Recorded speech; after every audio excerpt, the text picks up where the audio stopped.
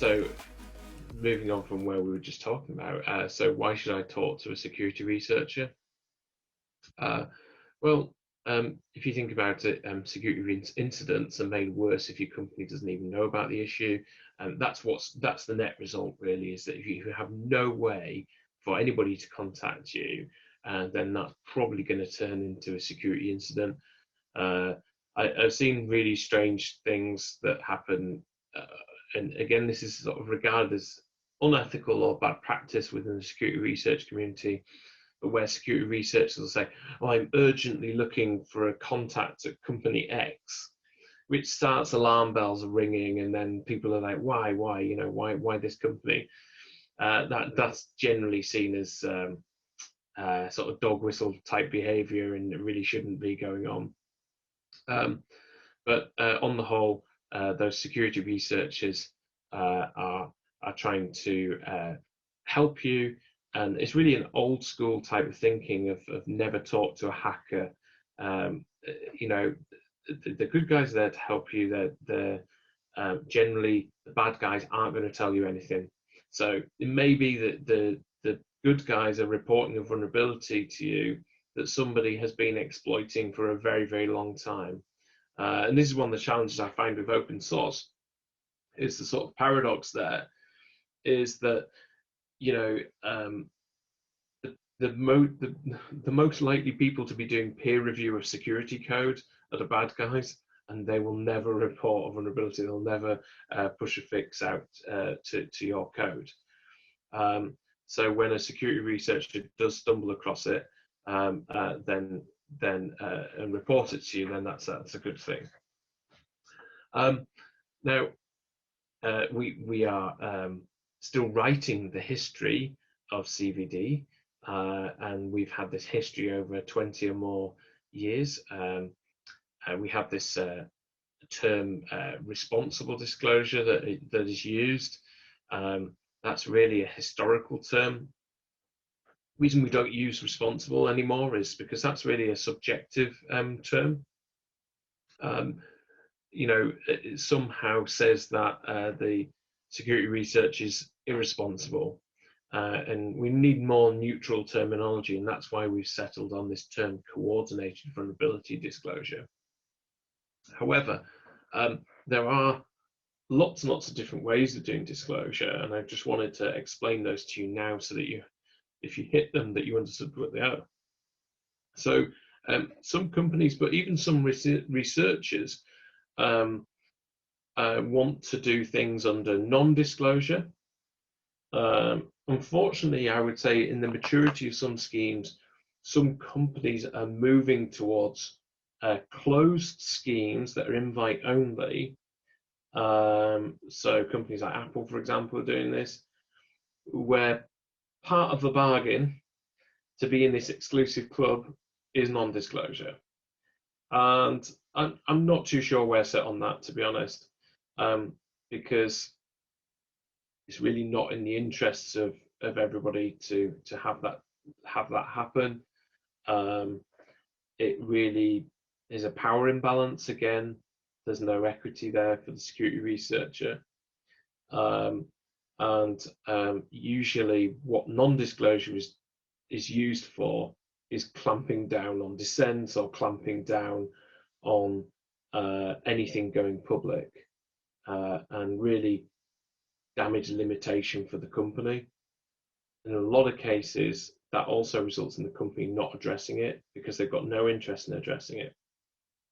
So if you haven't guessed, steer away from non-disclosure. I'm not a fan of it. Limited disclosure. So this, again, is a slight power imbalance, but may be useful in some scenarios where there's severe harm potential.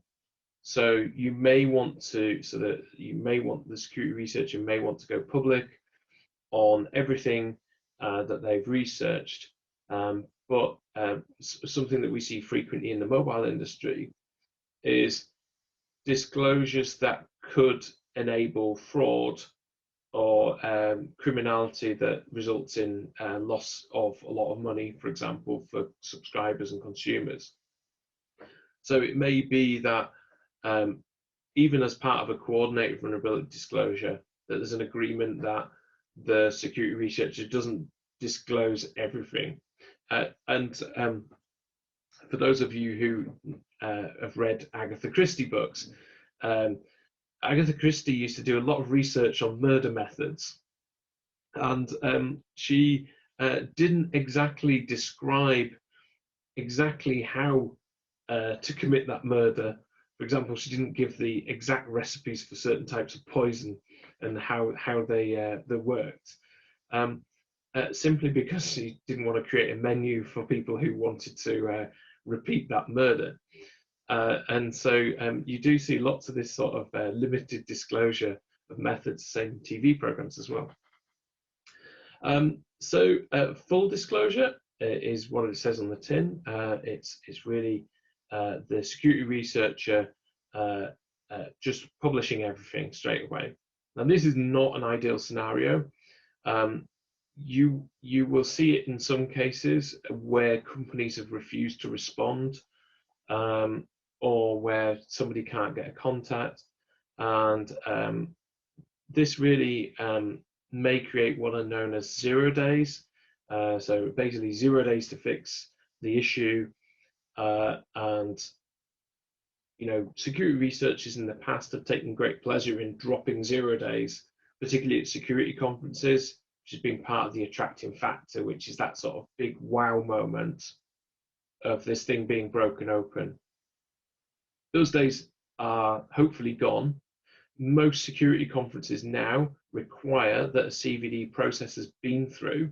So again, you might see more disclosures because of this factor, that they won't admit certain papers to conferences and to hacking conferences like DEF CON, Black Hat, unless a CVD process has been followed, which is fantastic. But you will see these full disclosures happen, and that's really what they are, is pretty much everything laid out. And that is a real problem for you as a company, because it becomes an incident. It's not a disclosure anymore. This could cause consumer harm. You've given yourself less time to fix it, and you're having to deal with all the press queries on top of everything else. So what you really want is to have a method that is more sedate, more organized, more professional, and that you can at least control part of the timeline and be prepared. What I talk to companies about is really, your aim is for the story to be boring, for it not to be picked up by the press. And so actually, the journalists are generally not interested in stuff where the answer is, and it's fixed now. They're more interested when it isn't fixable, or if your company hasn't done something. That's the story. And then briefly, I'm going to mention here RF policy. So it's named after a hacker called Rainforest Puppy, and that I've never seen it used, but it just as an understanding of the different methods that are out there. What this really does is a sort of a rolling clock. So to keep the communications going, to address that problem of companies just going quiet, but it's a form of brinksmanship. So if a communication hasn't happened within a very short period, then the researcher has the option to go public. And each time there's communication, that time is reset. I don't think adding extra pressure into an already quite fraught, potentially, situation is going to help anybody. And it's not generally seen as something that's used. But really, that's just to give you a sort of overview of the different types of disclosure. So where are we now? Well, we've got this weird situation where some of the industry is very mature.